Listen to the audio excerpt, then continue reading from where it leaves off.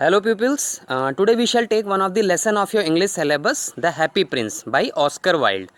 The Happy Prince by Oscar Wilde is a story about a prince who was very happy when he was alive. But after his death, a big statue of the prince raised on a pedestal. The statue of the prince could see the whole city. From there, he saw poor people, homeless people, their hunger and starvation. So with the help of a bird, how the statue of the prince tried to help those needy people. To disclose this, let's begin with the explanation of this story. So, in the very first line, high above the city, एक Prince का statue एक high platform पर बना था जिसका face city की तरफ था, जहाँ से वो स्टैचू पूरी सिटी को देख सकता था. इस प्रिंस को हैप्पी प्रिंस कहा जाता था क्योंकि जब वो अलाइव था, जिंदा था, तो वो हमेशा खुश रहता था. डेथ के बाद उस प्रिंस की याद में एक स्टैचू जो है वो शहर के बीचों बीच बनाया गया, खड़ा किया गया. उस प्रिंस के स्टैचू को गोल्ड की थिन लेयर से कवर किया गया और आँखों की जगह पर, जहाँ पर आइज़ थी, वहाँ पर 2 ब्राइट शाइनिंग सफ़ायर स्टोन्स लगे थे और प्रिंस की तलवार के हैंडल पर रूबी स्टोन लगा हुआ था.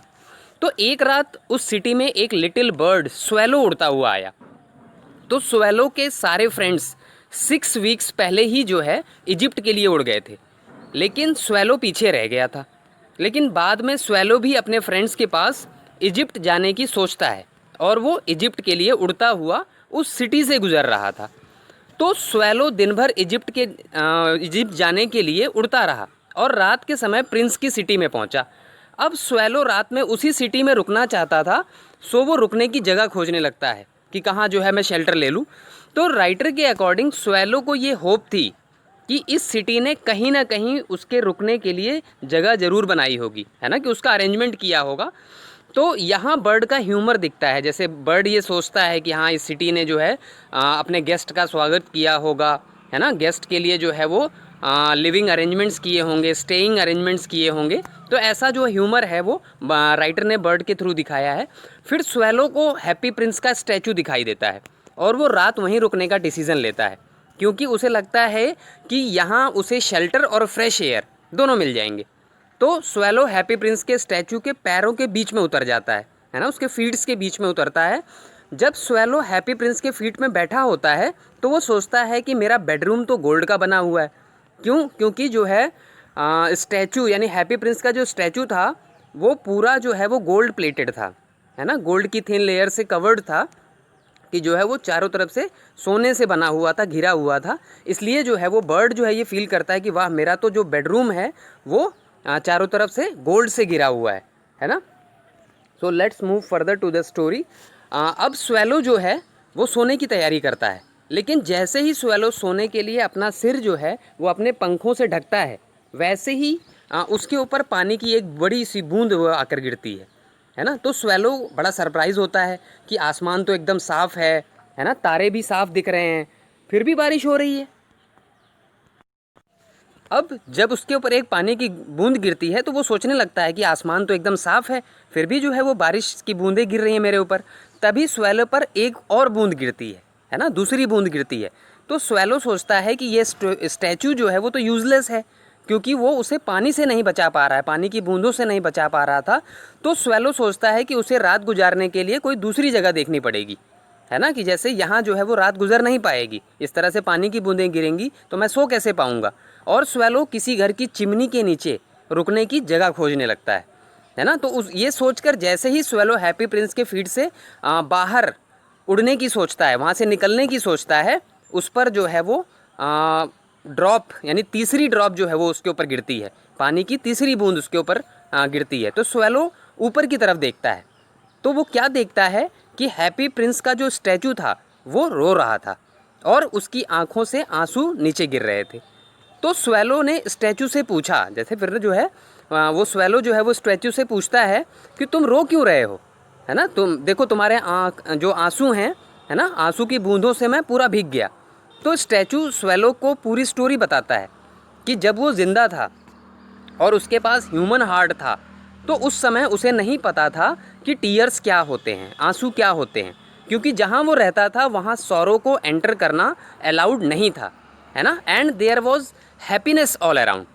तो उसके कोर्टियर्स उसे हैप्पी प्रिंस कहकर बुलाते थे और वो सच में हैप्पी था। तो स्टैचू बताता है कि वो हैप्पीली जिया, है ना, यानी कि जब तक वो अलाइव रहा, जब तक जिंदा रहा, वो हैप्पीली रहा और हैप्पीली ही उसकी डेथ हुई। लेकिन मरने के बाद उसके स्टैचू को इतनी ऊंचाई पर लगा दिया गया कि वो वहाँ से पूरी सिटी को देख सकता था। वहाँ से सिटी की अगलीनेस, माइजरी, है ना, सब दिखते थे। तो वो देख सकता था कि बहुत सारे लोगों के पास फूड नहीं था, मनी लेस थे, होमलेस थे, है ना। अब जब उसका हार्ट लेड का हो गया था तो उसके पास फीलिंग्स तो नहीं थी, पर जब वो सिटी की सैडनेस देखता था तो सैड हो जाता था और रोता था। जब हैप्पी प्रिंस अपनी सैड स्टोरी सुना रहा था स्वेलो को, तो उस समय स्वेलो के मन में चल रहा था कि इसका मतलब ये स्टैचू सॉलिड गोल्ड का नहीं है, है ना, सिर्फ कवरिंग गोल्ड की है। लेकिन स्टैचू की सैड स्टोरी सुनकर स्वेलो ने जो है इसका रिमार्क नहीं दिया कि तुम्हारा जो है वो आउटर लेयर सिर्फ जो है वो गोल्ड की है, पूरा सॉलिड गोल्ड नहीं है, ऐसा उसके मन में चल रहा था। तो स्टैचू ने आगे बताना शुरू किया कि यहाँ से बहुत दूर मैं देख सकता हूँ कि एक गली में एक गरीब औरत का घर है। उस घर की विंडो खुली हुई है ना, तो जिससे वो देख सकता था कि वो वुमेन जो है, यानी उस घर की जो वुमेन है, वो एक टेबल के पास बैठी हुई है ना। उसका फेस डल है, थिन है और वो टायर्ड लग रही है। उसके हाथ रफ लग रहे हैं और रेड हो गए हैं क्योंकि they had been pricked by the needle, क्योंकि the women was a seamstress. Seamstress क्या होता है? सेमस्ट्रेस मीन्स होता है दर्जिन, है ना, फीमेल टेलर कह सकते हैं। और वो क्वीन की मेड के गाउन पर फ्लावर्स की एम्ब्रॉयडरिंग कर रही थी, क्योंकि उसे वो गाउन, यानी कि जो मेड थी, उसको वो गाउन जो है वो क्वीन के साथ चलने के लिए कोर्ट बॉल में पहनना था, है ना। तो उस सिमस्ट्रेस का बेटा रूम के एक कॉर्नर में बीमार पड़ा था।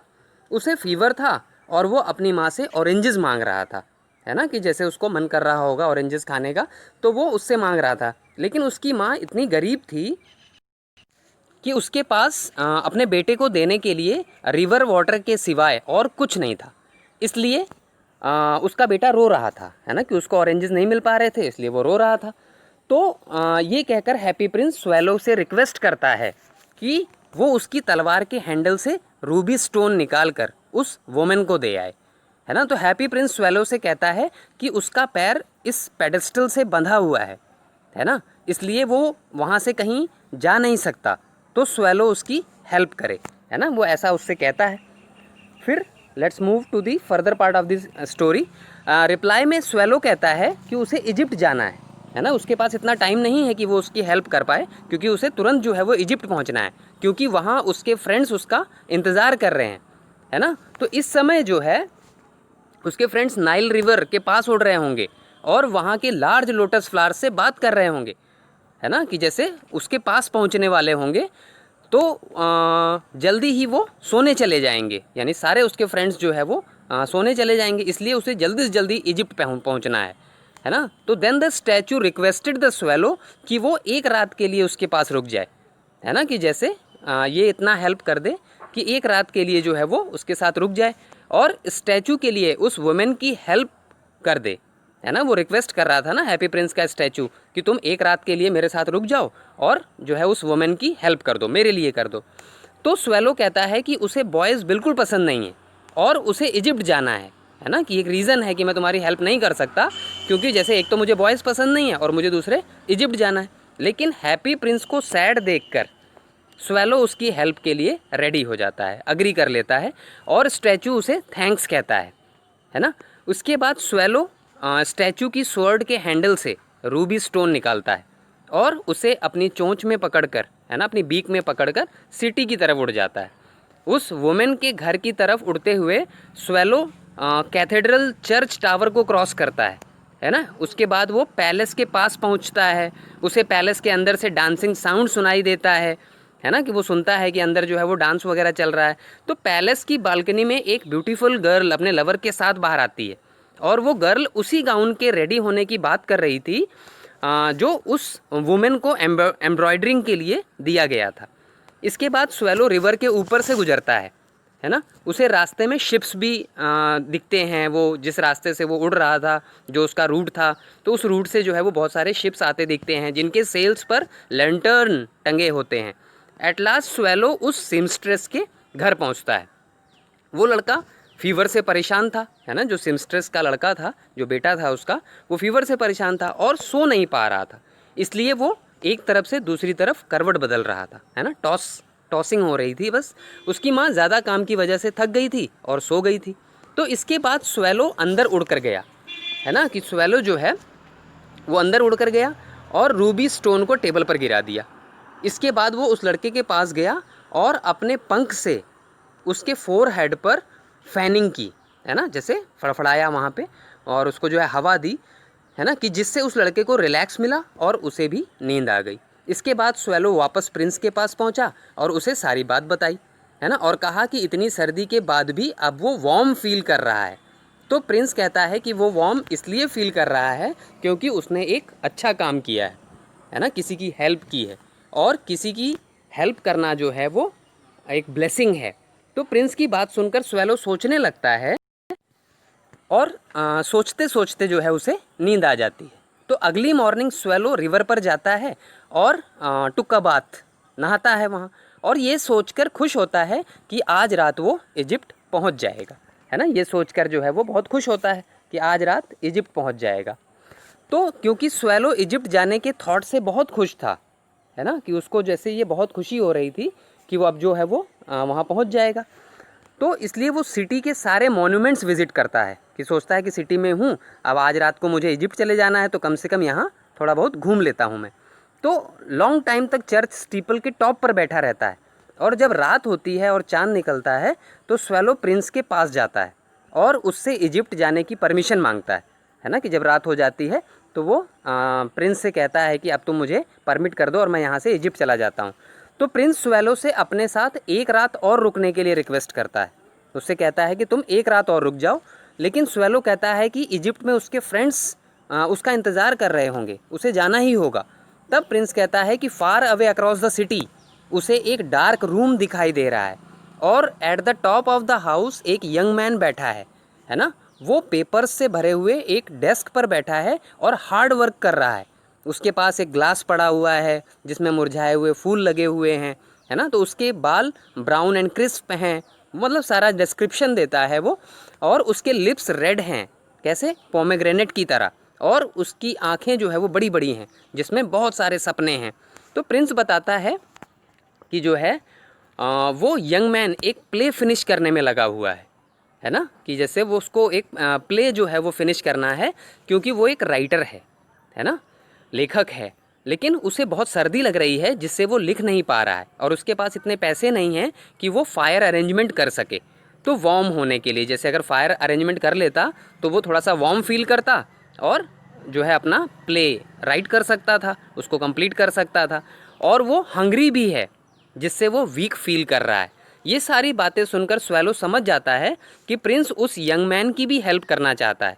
तो स्वेलो एक और रात के लिए प्रिंस के साथ रुकने के लिए अग्री हो जाता है, और प्रिंस से पूछता है कि क्या वो स्वर्ड के हैंडल से दूसरा रूबी निकालकर उस राइटर को दे आए। तो प्रिंस कहता है कि अब उसके पास कोई रूबी नहीं है ना, कि हैंडल में जो है वो एक ही रूबी था, स्वर्ड का जो हैंडल था उसमें एक रूबी था, लेकिन उसकी आँखें जो हैं वो रेयर सफ़ायर्स की हैं, है ना। फिर वो आगे बताता है कि उसकी आंखें जो हैं वो रेयर सफ़ायर्स की हैं, तो वो उनको निकाल सकता है, यानी उस आंखों में से जैसे 2 सफ़ायर्स लगे थे तो एक सफ़ायर वो निकाल कर यंग मैन की हेल्प कर सकता है। So peoples, this was the first part of the explanation of this lesson. So wait for the next video for the remaining part of this, the explanation of this lesson. Okay, thank you.